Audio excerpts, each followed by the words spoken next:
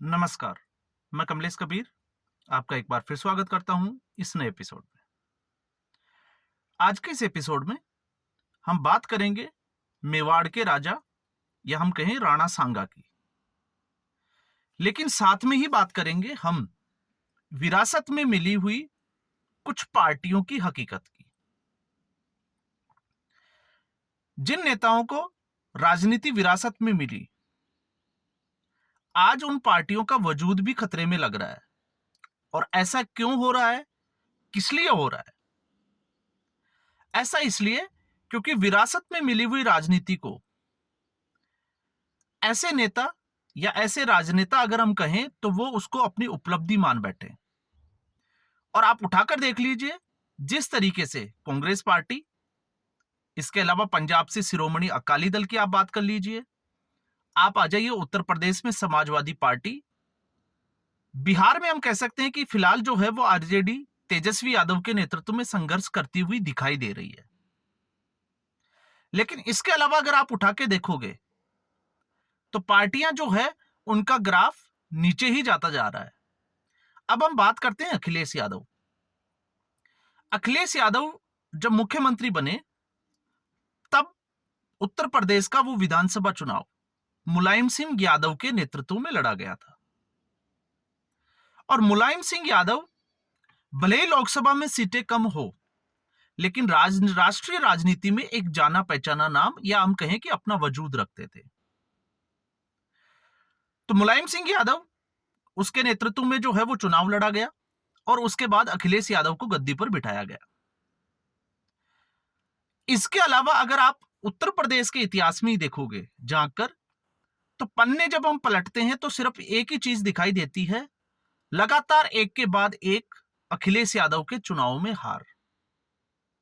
आप 2017 का चुनाव, विधानसभा चुनाव उठा के देखिए, 2019 का लोकसभा का चुनाव उठा के देखिए, फिर उसके बाद 22 का विधानसभा चुनाव और फिर उसके बाद में लोकसभा चुनाव, या इसी तरीके से हम जो है वो दूसरे चुनाव की चर्चा कर सकते हैं, जिसमें एक 2014 का लोकसभा चुनाव भी आता है। तो लगभग 4 से 5 ऐसे चुनाव हुए जिसमें अखिलेश यादव को मुंह की खानी पड़ी। आप ये कह सकते हैं कि 2024 का लोकसभा चुनाव, उसमें अखिलेश यादव ने मुलायम सिंह यादव से, जो मुलायम सिंह यादव अपने पूरे जीवन काल में सीटें नहीं जीत पाए, उससे ज्यादा सीटें अखिलेश यादव ने जीत ली।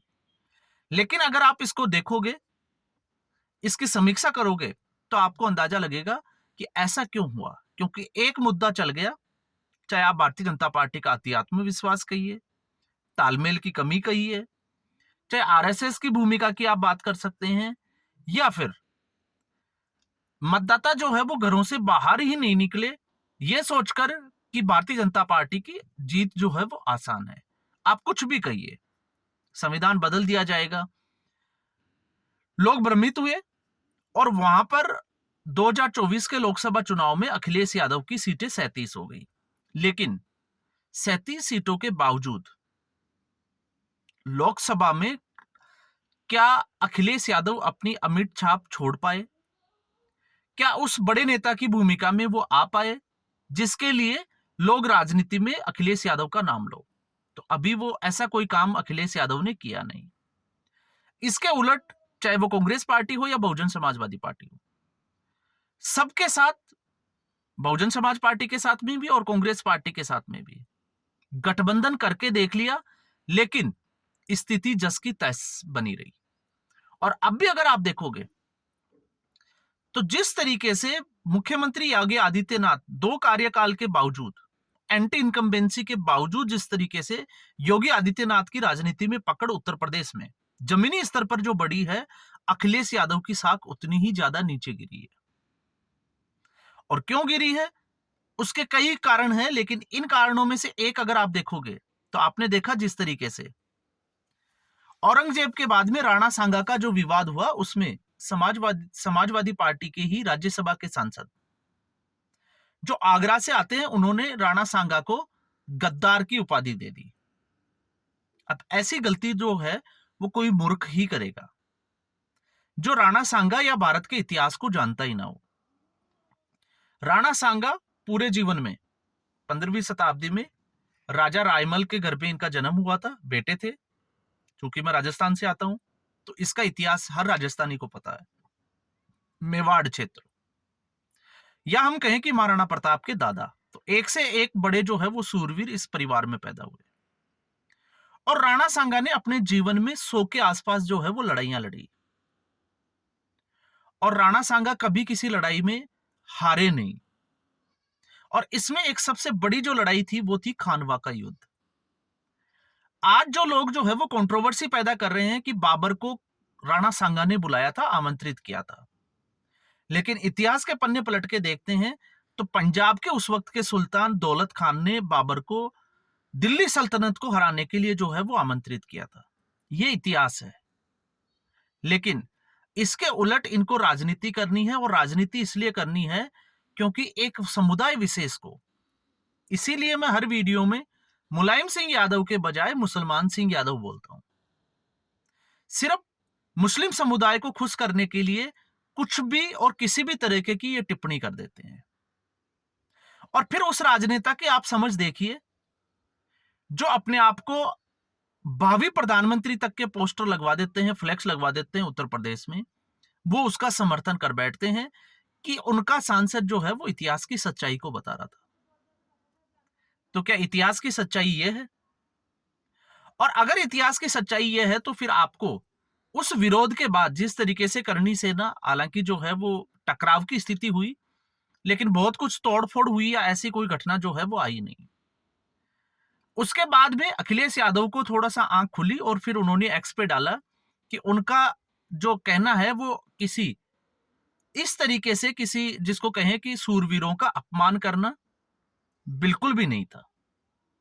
तो आखिर आपने अपना स्टैंड बदला क्यों? एक बार आप समर्थन करते हो और दूसरी बात स्टैंड बदलते हो।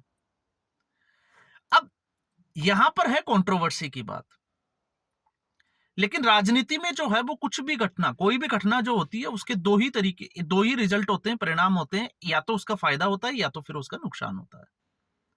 तो क्या इसका नुकसान होगा? अब हम बैठकर अगर इसका आकलन करते हैं तो इसका नुकसान क्या होगा? इसका नुकसान होगा इंडिया अलायंस को, या हम कहें कि समाजवादी पार्टी से ज्यादा नुकसान जो है वो कांग्रेस पार्टी को होगा। और कांग्रेस पार्टी को क्यों होगा? क्योंकि कांग्रेस पार्टी ने समाजवादी पार्टी के राज्यसभा के सांसद और अखिलेश यादव की इस टिप्पणी का खंडन नहीं किया। किसी नेता ने आगे आकर यह नहीं कहा कि इससे जो है वो, या समाजवादी पार्टी ने राणा सांगा का अपमान किया है। और अगर हम इसको देखते हैं तो इसका राजनीति में सबसे ज्यादा जो प्रभाव पड़ेगा वो है राजस्थान की राजनीति। तो क्या कांग्रेस पार्टी समाजवादी पार्टी के गठबंधन का हिस्सा होते हुए क्या आगे के चुनाव में इस, कम से कम अगर हम देखें तो जिस तरीके से जो राजपूत जो समुदाय है या राजपूत समाज का समर्थन हासिल कर पाएगी? हो सकता है आपको राजनीतिक विशेषज्ञ या राजनीतिक विश्लेषक जो है वो बात करते हुए दिखाई दे उत्तर प्रदेश की, लेकिन मुझे लगता है कि उत्तर प्रदेश में जिस तरीके से समाजवादी पार्टी को उतना नुकसान नहीं होगा जितना कांग्रेस पार्टी को इस अखिलेश यादव की पार्टी के बयान का राजस्थान में भुगतना पड़ेगा। और आप देख लीजिएगा आने वाले चुनाव में अगर ये दोनों पार्टियां गठबंधन का हिस्सा रहती है तो एक बड़ा मुद्दा बनेगा राजस्थान के चुनाव में, और इसका असर पड़ेगा राजपूत समाज के ऊपर। और राजपूत समाज जो है वो कतई कांग्रेस पार्टी के साथ जाने के लिए तैयार नहीं होगा। तो आप देखिए, एक कहावत है कि गेहूं के साथ जो है वो घुन जरूर पिसता है। तो यहां पर समाजवादी पार्टी के एक नेता का बचकाना बयान सिर्फ और सिर्फ जो है वो एक, या हम कहें कि मुस्लिम समुदाय या मुस्लिम तुष्टिकरण की राजनीति का एक हिस्सा, उससे सिर्फ प्रेरित, उस बयान से कांग्रेस पार्टी को इतना नुकसान हो, और उसका आकलन अभी जो है वो कांग्रेस पार्टी को दिखाई नहीं दे रहा। कांग्रेस पार्टी का कोई भी बड़ा नेता, कम से कम अगर हम राजस्थान के नेताओं की बात करें, अशोक गहलोत और सचिन पायलट, शायद उनको तो इस बात का खंडन करना चाहिए था, लेकिन उन्होंने भी अभी तक जो है वो इस बात का खंडन नहीं किया। तो इसलिए जरूरी है कि किसी भी बात को बोलने के लिए नाप तोल के बोलना चाहिए कि निकट भविष्य में उसका क्या असर होने वाला है, और उसका अगर असर होगा तो उसका असर जो है वो कितना होगा, नकारात्मक होगा या सकारात्मक होगा। और उसके बाद में मुझे लगता है कि ऐसी बयानबाजी देने की बजाय इतिहास के पन्नों को जो है वो थोड़ा सा टटोलना चाहिए, पलट के जरूर देखना चाहिए। और यही एक वजह है कि राजनीति जो है वो विरासत में मिल तो गई, चाहे कांग्रेस पार्टी में राहुल गांधी की आप स्थिति को देख लीजिए, या फिर उत्तर प्रदेश की राजनीति में अखिलेश यादव की स्थिति को देख लीजिए। लेकिन क्या विरासत के सारे ये राजनेता जो सपना देख रहे हैं, चाहे वो प्रधानमंत्री पद का हो या फिर आगामी चुनाव में उत्तर प्रदेश में मुख्यमंत्री पद का हो, क्या वो योगी आदित्यनाथ को टक्कर दे पाएंगे? तो ऐसी स्थिति और इन बयानों के हिसाब से अगर हम देखें तो मुझे लगता है कि योगी आदित्यनाथ के ये आसपास भी जो है वो खड़े दिखाई नहीं देते। तो आज के एपिसोड में बस इतना ही। उम्मीद करूंगा वीडियो एपिसोड आपको पसंद आया होगा। वीडियो को लाइक करें, शेयर करें, चैनल जरूर सब्सक्राइब करें। धन्यवाद।